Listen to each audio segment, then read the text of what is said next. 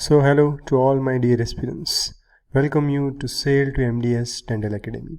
So we are here with the part 4 of NEET MDS 2020 paper. So aspirants, I am going to explain few important concepts also in all my video. Why? Because sometimes happens that in the exam they may ask the relative thing. For example, if one of the year they have asked about cold test, another year they may ask about heat test. That's why I'm explaining few important concepts. If anybody have not watched part 1, 2 and 3, they can watch by click on the I button above, as well as the link is given in the description box. So let's begin with the first question of today's video. So parents of 1 month old child reported with presence of tooth-like structure in mouth of their infant. So which tooth does it most likely to represent? It is mandibular central incisor.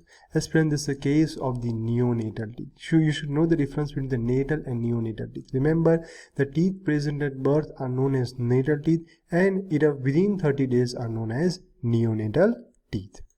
Then second question, a conjugated hyperbilirubinemia along with increase in serum alkaline phosphatase is seen in which of the disorder? Is seen in obstructive jaundice. Now aspirant, you should remember that alkaline phosphatase in obstructive disorders.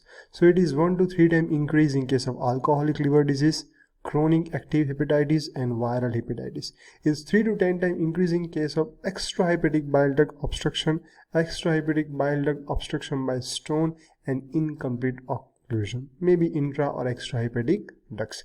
And it is 10 times to more increase in case of primary biliary cirrhosis, granulomatous or neoplastic infiltration of portal area and congenital atresia of intrahepatic ducts.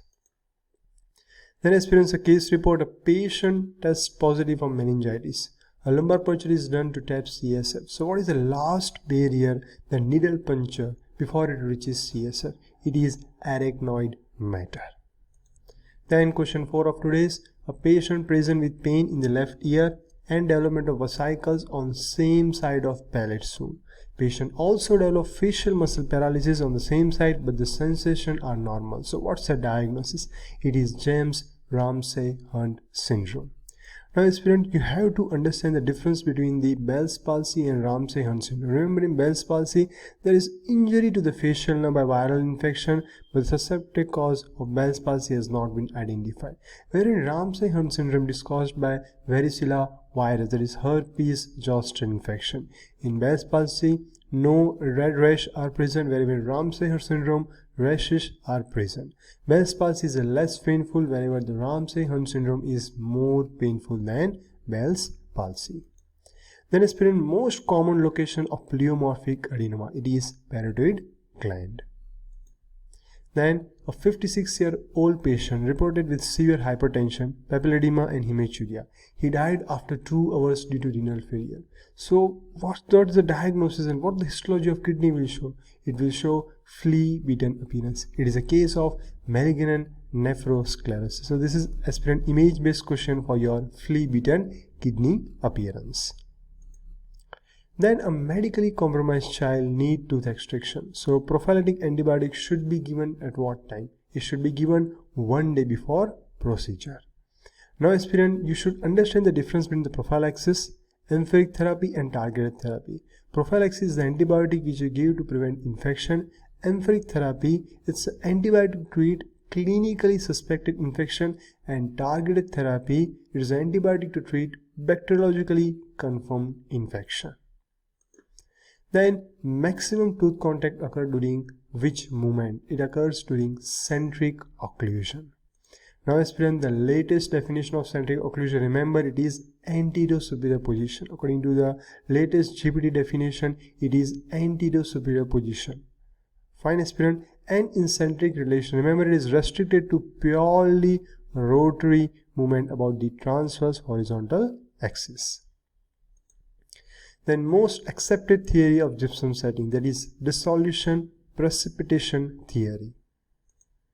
Then a Riedel theorem. So which is the 6th theorem? It is if the lower incisor are placed upright over basal bone, they are more likely to remain in good alignment. So aspirant, we are going to see all the 10 theorems of Riedel. Remember, 9 theorem is given by Riedel and 1 is given by Moyers. So theorem 1 is what? Teeth that have been moved tend to return to their former position. Theorem 2. Elimination of the cause of malocclusion will prevent recurrence. Theorem 3. Malocclusion should be overcorrected as a safety factor. Theorem 4. A proper occlusion is a potent factor in holding teeth in their corrected position. Theorem 5. It's about bone and adjacent soft tissue. They must be allowed to reorganize around newly positioned teeth. Theorem 6 is a question we already explained. Theorem 7. Correction carried out during period of growth are less likely to relapse. Then Theorem 8 is the farther the teeth have been moved, the less likelihood of the relapse. Theorem 9. Arch form, particularly in the mandibular arch, cannot be permanently altered by appliance therapy. And Theorem 10 is not someone, it's some Moyers have added that many treated malocclusion require permanent retaining devices. Then aspirant 11th question of today, that occlusal bevel in a class 2 inlay for metal is given to improve marginal integrity. And which muscle guides the extension of inflection from the upper incisor to the infraorbital space? It is levator anguli oris. Then drug that not causing neutropenia is your glucocorticoid. The other drug like methotrexate, cyclophosphamide and carbamazepine, they cause neutropenia. Then a case report, a 7-year-old male has a crowding in the lower anterior region. If you go for arch analysis, it reveals arch length, tooth material discrepancy and tendency for crowding. So what dentist should do? The dentist should review the patient in 6 months. Then a 36-year-old female reported with a chest pain and the raised CPK-MB enzyme. She has a family history of his hospital doctor prescribing father also have a myocardial infarct. During discharge from hospital, she was prescribed atorvastatin. So what kind of inhibition this atorvastatin will cause? It is going to cause competitive inhibition. Then a patient of warfarin therapy for DVT for last 6 months suddenly developed bleeding episodes. What is the antidote for warfarin? It is vitamin K. Which chelator is given by parental route? It is difluroprom. Then when holding the suture needle, what is the site of holding the needle prior to insertion into tissue? It is at the junction of the anterior 2/3 and posterior 1/3. You can see in this diagram aspirant the proper location on the needle body for grasping by the needle holder. Then in peptic ulcer disease, we do not give indomethacin. Then perioperative respiratory failure is classified as what? It's classified as type 3 respiratory failure. So aspirant, that was all from the part 4 of the video. If you want latest paper or last minute revision note, you can contact me. And from December 20th, we are going to start with a new batch. If you want to join, you can contact me. Information is there on the screen as well as in the description box. So aspirants, now very less than around 15 days are left for examination, so please keep on revising.